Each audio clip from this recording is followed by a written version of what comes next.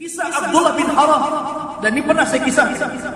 Abdullah bin Haram, orang tua renta yang tidak layak jihad, tapi hatinya dicintai dengan jihad. Abdullah bin Haram, ayahanda Jabir bin Abdullah radhiyallahu anhu. Dia datang kepada Rasul, mendaftarkan dirinya untuk jihad di Uhud. Ketika itu Jabir datang kepada Rasul, ya Rasulullah, jangan kau izinkan bapak. Dia sudah tua, tidak mungkin dia memegang senjata. Akhirnya Nabi SAW memanggil Abdullah bin Haram, kemudian dihadapkan dengan Jabir putranya, dan mengatakan, ya Abdullah, anakmu menginginkan agar engkau tidak ikut perang. Maka marah ini Abdullah bin Haram, walaupun sudah tua renta. Dia mengatakan, ya Jabir, laulal jannah la afartuka iya. Kalau bukan karena surga, saya siap meninggalkan posisi. Tapi ini masalahnya surga, saya nggak mau.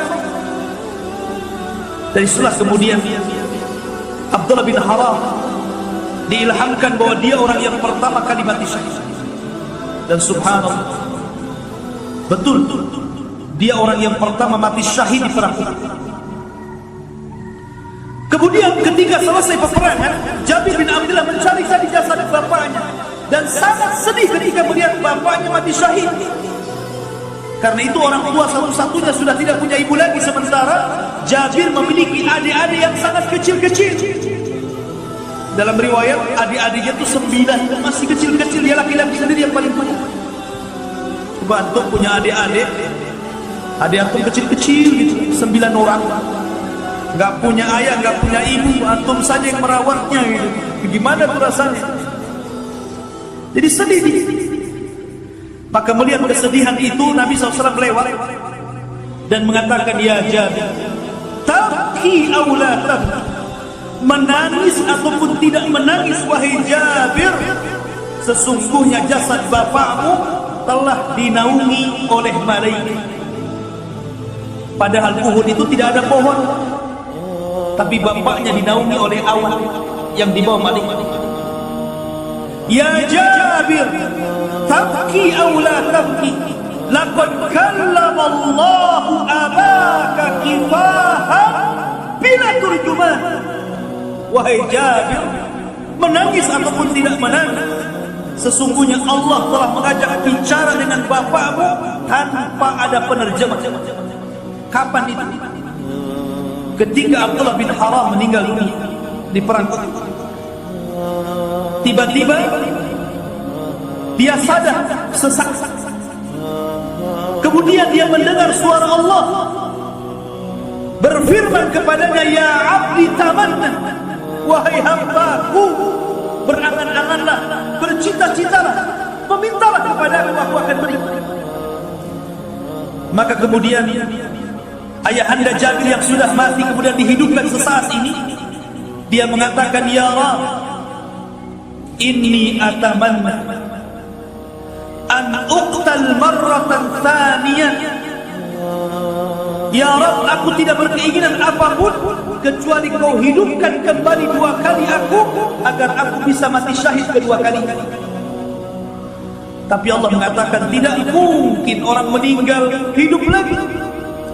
Maka kata Abdullah bin Haram mengatakan, kalau demikian, sampaikan kepada orang di belakangku, sampaikan kepada Jabir putraku, sampaikan kepada kaum muslimin bagaimana posisiku di hadapanmu ya Allah. Subhanallah. Akhirnya Abdullah bin Haram meninggal. Lah, Abdullah bin Haram ini juga punya kawan namanya Amr bin Jamuh, sama-sama sudah tua. Antum punya kawan, pastikan antum kawan banyak, tapi yang paling akrab itu ada 1-2 kawan antum, kemana-mana sama dia. Lah, Abdullah bin Haram ini berkawan dengan Amr bin Jamuh, dan subhanallah, perkawanan keduanya luar biasa. Setelah tua keduanya ke masjid berdua, baca Quran berdua, ngaji berdua, ibadah berdua baru seperti ini. Abdullah bin Haram dengan Amr bin Jamuh ini. Nah, harusnya begitu ya. Nanti kalau sudah tua cari gebetan. Siapa yang bisa diajak ibadah ke masjid berdua? Jadi harus ada lawan. Lah rupanya Amr bin Jamuh juga kurang lebih. Dia pun mendaftar perang di perang Uhud, sudah dicegat sama anaknya, nekat juga.